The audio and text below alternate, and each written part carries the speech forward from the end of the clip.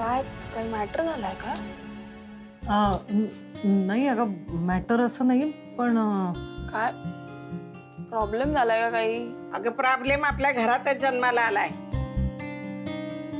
दिव्याबद्दल बोलताय का? हो दिव्या इथे आम्हाला भेटायला आली होती. काही बोलली का? नाही वेगळं काही नाही बोलली ती पण आमची माफी मागितली तिने.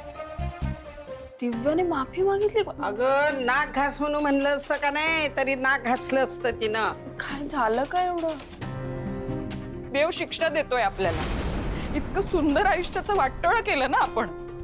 पण ही शिक्षा मी एकटीच भोगणार. तुम्ही सुखी आहात ना माझ्याशिवाय? मला तुमच्या आयुष्यात अडचण व्हायचं नाही.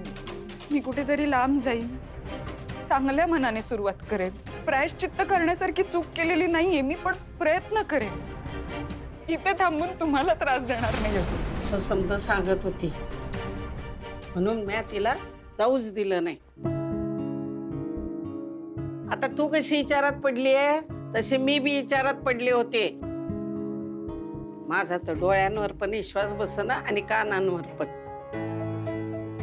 नाही मला माहिती आहे ती प्रत्येक वेळी नाटक करते, खोटं बोलते आपल्याशी. पण खरं सांगू का शिवानी, यावेळी ती खोटं बोलत होती किंवा नाटक करत होती असं मला वाटलं नाही ग. हे बघ वंदे, अगं आपण दिव्याला चांगलंच ओळखतो का नाही? तिनं गरोदर असल्याचं नाटक केलं त्याच्यामुळे किती माणसं दुखावली गेली हे चांगलंच माहित आहे का नाही? हो बरोबर बोलते आजी.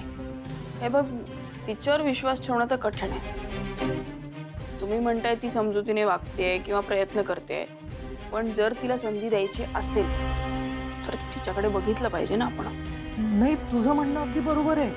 म्हणजे मी असं नाही म्हणत आहे की दिव्याला सरळ माफ करून टाका, पण ती जर खरंच सुधारायचा प्रयत्न करत असेल, स्वतःमध्ये काहीतरी बदल घडवायचा प्रयत्न करत असेल तर आपण तिला एक संधी द्यावी असं मला वाटतं. वंदे, पागळून जाऊ नका सा लगेच.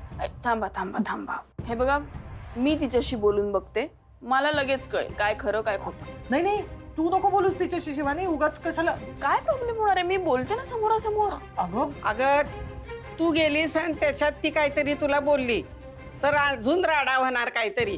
ए बाई, आता ना याच्यामुळं हे असल्या काहीतरी भानगडी नगत व्हायला. हा जरा थांबता का तुम्ही? आता आईच म्हणते की नाही ती सुधारण्याचा प्रयत्न करते, मग करत असेल तर ती मला काही बोलणार नाही.